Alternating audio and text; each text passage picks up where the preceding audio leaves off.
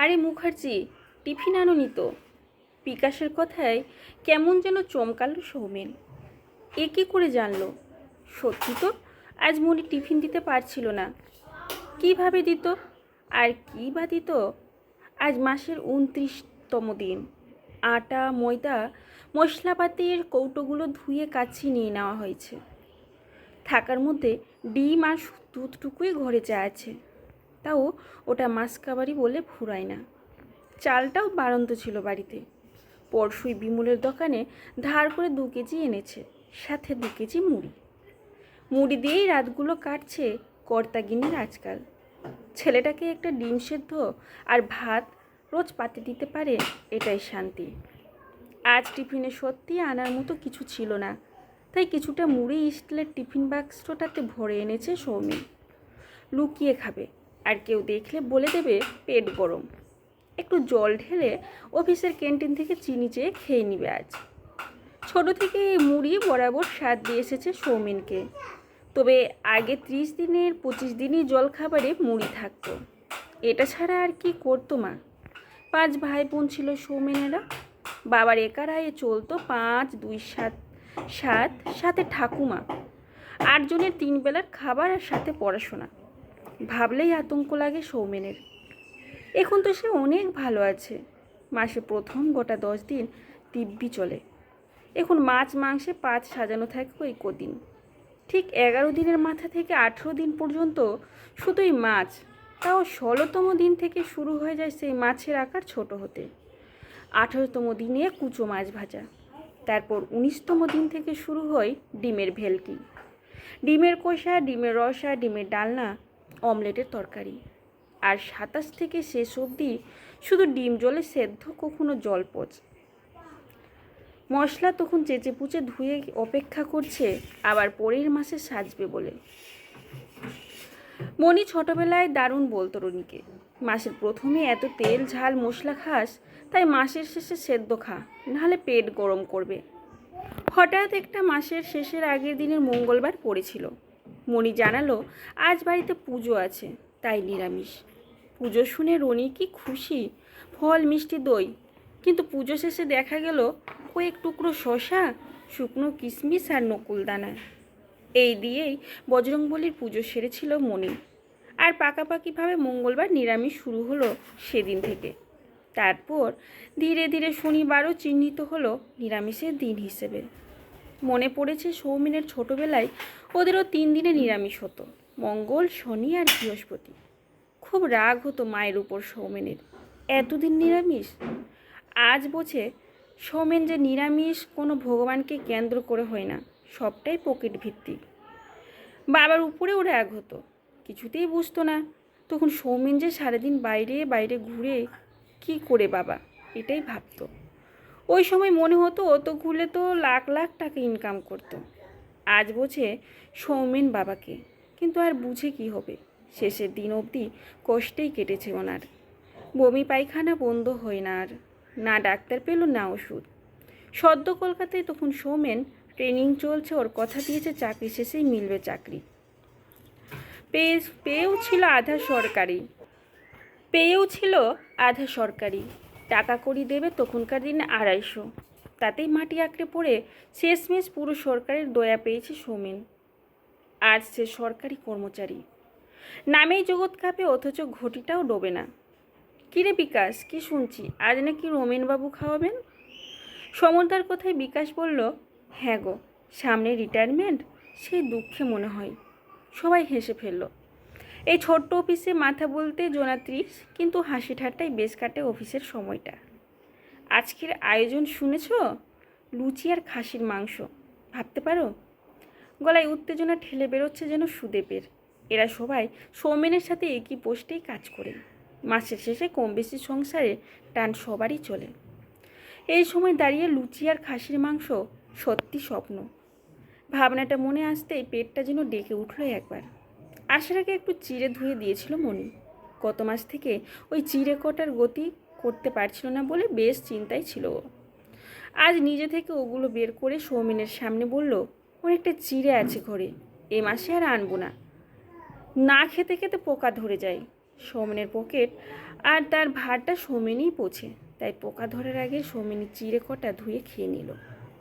গাছে লেবু ধরেছিল, কি ভাগ্যিস।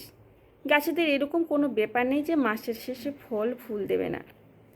বুড়োটা কিন্তু বেশ চালাক। খাওয়াবি সেটা আগে বল, তাহলে তো আর বইয়ের টিফিন আনতে হতো না। ভুবনের কথায় অম্লান বলল, ওটাই তো চালাকি, লোকে টিফিনে খেয়ে কম টানবে। আবার হাসি রোল উঠল 12 নম্বর ঘরে। সৌমেনদের গ্রুপে সবচাইতে বিজ্ঞ বা অভিজ্ঞ লোকটি ছিলেন সমীরণ। নাকের ওপর চশমা এঁটে বললেন, আসলে সারা জীবনে প্রচুরবার বলেছি খাওয়ানোর জন্য, নতুন পুরনো সবাই খাইয়েছে, কিন্তু কিপটে রোমেন কখনো খাওয়ায়নি। আর মাঝখানে কাছে, তাই হয়তো মনটা নড়ে উঠেছে। বেশ গম্ভীর গলায় মজা করে নেই সমীরণ। কথা আর কাজ এইভাবেই দিনগুলো পার হয়ে যায় অফিসের। কেটে যায় সময়।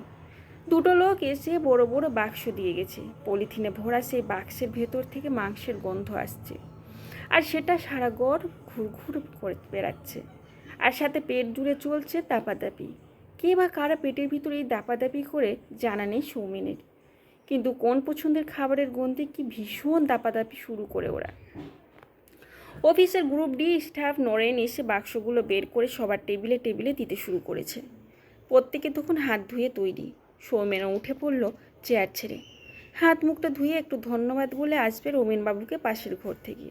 অনেক উঁচু পোস্টে আছেন রমেনবাবু, আর কদিন বাদেই রিটায়ারমেন্ট। অফিসে সবাই কিপ্টে বলেই চেনে ওনাকে, কিন্তু সৌমন বোঝে ওটা আর যাই হোক কিপ্টেমি নয়, হয়তো সংযমী হয়তো। এই তো কত খাওয়াচ্ছেন আজ, মনটা বেশ ভালো লাগছে সৌমেনের। এই কদিন জল মুড়ি, বাদাম মুড়ি, না হলে ভাত ডিম সেদ্ধ, কোন দিন ভাত আর জলপচ। আসলে ধার করা পছন্দ করে না মনি। যেটুকু না করলে খিদে থেকে যাবে শুধু সেটুকুই করে, তাও খুব কম আসে সেসব মাছ। যেভাবেই হোক ঠিক চালিয়ে নেই মেয়েটা। মেয়ে বলেই পারে, বেশ বোঝে সেটা সৌমেন। হাত ধুয়ে রমেনবাবুর সাথে একটু কথা বলেই নিজের টেবিলে ফিরে এলো সৌমেন। আরে রবীন্দা তো দেখছি বেশ খুশি। গিয়ে জিজ্ঞেস করলাম, উপলক্ষ কি? বললেন, ধরে নাও আবদার মেটানো। আর কদিন। রমেশদার গলা বেশ ভার। সৌমেন নিজের টেবিলে এসে বলল, কিন্তু কারোর কোনো প্রতিক্রিয়া নেই। সবাই তখন লুচির টুকরো ছিঁড়ে মাংসের ঝোলে ডুবিয়ে সরাসরি মুখে, আর চোখ বন্ধ করে সেই মাংসের সুখ নেওয়ার সময় আর যাই হোক কথা বলা যায় না, উচিত না। সৌমেন এসে বাক্সটা খুলতেই নাক টেনে গন্ধ নিল। উফ, স্বর্গ সুখ যেন। লুচিটা টেনে ছিঁড়তে যাবে তার আগেই রনির মুখটা মনে পড়ল। বেচারা সকালেও কেমন দুধ মুড়ি খাচ্ছিল, মুখ কাচুমাচু করে। দুপুরে ওর মা দেবে জলপচ আর আলু সেদ্ধ আর ভাত। সেই রকমই আয়োজন দেখে এসেছিল সৌমেন। মণি সামনের ভ্যান থেকে আলু কিনলো আজ। দরকারে টাকা ঠিকই বের করে আনে মণি, কিন্তু এমনি চাইলেও মুখ শুকিয়ে বলে, কত তারিখ কাজ, কোথায় পাবো? কতবার বলেছি মাসের প্রথম দিন থেকেই চেপে চলো। ভুলে যাও তুমি, তোমার আয় তাই না? হয়তো কিছুটা টাকা সঞ্চয় করে রেখে দেয় পাছে, এর থেকেও বড় বিপদ কিছু ঘটে। সামনে লুচি আর মাংস, কিন্তু খেতে পারছে না সৌমেন। বারবার ছেলেটার কথা মনে পড়ছে। থাক, মুড়ি কোটা খেয়ে নিই, আর তো টিনতে দিন। তারপরে 1 কেজি মাংস এনে 3জন মিলে খাবো। মনে বরাবর দুটো দিক থাকে, একদিক আশকারা দেয়, আরেক দিক বাধা দেয়। ওই আশকারা দেওয়া ভদ্রলোক বলল খেয়ে নিই, বাড়ি গিয়ে না বললেই হলো।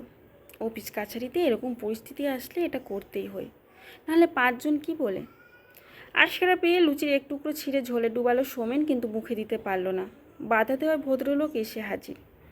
ছেলেটা যে বড্ড ভালো মাংস খায়, কি দিতে পারছি ছেলেটাকে। সৌমেন লুচির টুকরোটা রেখে বাক্সটা বন্ধ করে দিল। জিতে গেল বাধা দেওয়া ভদ্রলোক। পেটে গুড়গুড় করছে সৌমেনের। হাতে লেগে থাকা মাংসের ঝোলটুকু চেটে নিল। মনে মনে ভাবলো, থাক, রনি বড় হলে ভালো চাকরি করলে অনেক টাকা হবে, তখন রোজ খাসি খাবে। কথাগুলো ভেবেই হেসে ফেলল সৌমেন। ইজি চেয়ারটায় আরাম বসে আছে সৌমেন, হাতে বড় মোবাইল, দেহ জুড়ে সুখের চিহ্ন। আরামে আইসে আছে অট্ট হাসি। আর রনি, সেও আজ অনেক উঁচু পোস্টে কাজ করে প্রতি মুহূর্তে বাবাকে আরাম কিনে দিচ্ছে। এই ইজি চেয়ার যেটা রনি কিনে দিয়েছে সৌমেনকে, কেমন শান্তি লাগে এটাতে বসলে। সামনে দেওয়াল জুড়ে টিভি, হাতে হাতের চেয়েও বড় মোবাইল। সুখবোধ হয় একেই বলে। আর সৌমেনের মনে হয় সেদিনের করা কষ্টগুলো কাজে দিয়েছে। রান্নাঘরে প্রেসারে কুকারের সিটি পড়ল। সোমা মানে রনির বউ আজ খাসি রাখছে, জমিয়ে খাবে সব দুপুরে মাংস ভাত। কিন্তু সৌমেনের ভাগ্যে জুটবে চিকেন স্যুপ আর 1 কাপ ভাত, সাথে প্রচুর সবজি। কালকে সুগারের রিপোর্ট আসলো, ডাক্তার বলে দিয়েছেন খাওয়ায় আরও লাগাম দিতে হবে। জিভকে কন্ট্রোল না করলে আয়ু কমে আসবে। শুধু নাক সোজা রাখুন, সৌমেনবাবু দেখবেন পেট ভরে গেছে। খুব মজা করে কথা বলেন ডাক্তার। কি করে বোঝাবে সৌমেন ডাক্তারকে যে জীবকে কন্ট্রোল করতে জানে? সৌমন ছোট থেকেই করে এসেছে। জমিদার বাড়ির পাশেই সৌমেনদের বাড়ি ছিল গ্রামে। ওখানে প্রতি রবিবার এই গন্ধ পেত, কিন্তু জীবকে কন্ট্রোল করেছিল, কারণ লোভী পাপ হয়ে মা শিখিয়েছিল। তারপর একটু বড় হয়ে কলকাতায় আসলো। ওখানে একটা ভদ্রলোক মেস ভাড়া দিয়েছিলেন। কি সুন্দর সুন্দর গন্ধ বেরোতো ওদের ঘর থেকে। সেদিনও নাক সোজা রেখে জিভে সেদ্ধ ভাতের স্বাদ নিয়েছিল। পকেট তখন খুব নড়বড়ে, তাই ওটা ছাড়া উপায় নেই, জানতো সৌমেন। তখন ঠিক করেছিল সৌমেন চাকরি হোক, তখন না হয় রোজ জিভের যত্ন নেবে। কিন্তু তখন দায়িত্ব এসে পড়ল। বাবার হঠাৎ চলে যাওয়ার সাথে ভাইয়ের পড়াশোনার মাঝপথ, মেজ বোনের বিয়ে আর ছোট বোনেরও পড়াশোনা। দিদির বিয়েটা দিতে যেতে পেরেছিলেন, বাবার সাথে ছিল। নানা রকম রোগে সেজে ওঠা মা। তাহলে ঘটনাটা কেমন দাঁড়ালো? আবার সেই জিভের কন্ট্রোল? কিন্তু আশা ছাড়েনি সৌমেন। ভেবেছিল ভাইয়ের চাকরিটা হোক, ব্যাস কন্ট্রোল ফন্ট্রোল সবগুলি মেরে দেবে। ঠিক করেছিল সৌমেন। ভাইয়ের চাকরি হলো, সব জিভে শান দিচ্ছে। সৌমেন তখনই মায়ের আবদার, আমি আর বেশি দিন নেই, বড় বউয়ের মুখ দেখতে চাই। ভাইয়ের চাকরি 3-4 মাসের মাথাতেই মনির এন্ট্রি জীবনে। তারও শোক আহ্লাদ খুব কিছু ছিল না, একটা হলেই হলো। তাই বোধহয় আবার জিভ কন্ট্রোল হয়ে গেল। বছর ঘুরতেই রনি হলো, ব্যাস জিভ পুরো কন্ট্রোল। এবার যদি সঞ্চয় না হয়, ওর ছেলেটাকে ওর মতো করে কষ্ট করতে হবে। বাবা হয়ে সেটা কিছুতেই মানতে পারবে না।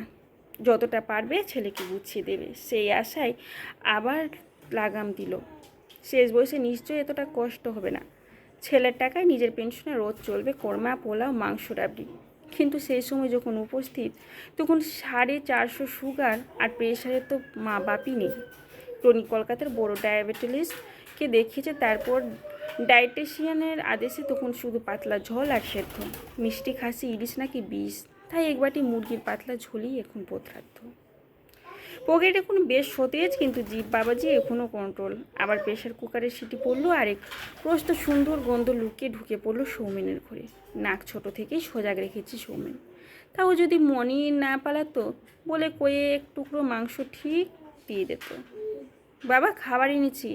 সামনে সোমা দাঁড়ানো, মনির কথা ভাবার সুযোগ না দিয়ে ঢুকে গেল। ঘড়িতে 1টা বাজে। এত সময় জ্ঞান মেয়েটার, ঘড়ি না হলেও চলে। ওই সময় বলে দেয়, আজ না হয় তোমাদের সাথে খেতাম, রবিবারটা একা ভালো লাগে না। বাচ্চা ছেলেদের মতো আবদার জুটল সৌমেন।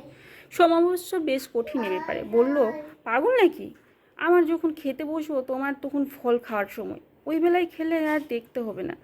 গ্লাসে জলটা ঢেলে দিল সোমা। তারপর বলল, কালকের রিপোর্টটাও কিন্তু খুব চিন্তার। যাই হোক, এগুলো খেয়ে নাও। আজ 1 টুকরো মিষ্টি, পাকা পেঁপে দেব। লোভ দেখানোর সুরে বলে হাসলো সোমা। আবার কুকারের সিটির আওয়াজ। বেশ কয়েকটা সিটি না দিলে তুলতুলে হই না যে মাংসটা। খাও তুমি, আমি মাংসটা নামিয়ে আসছি বলো সোমা।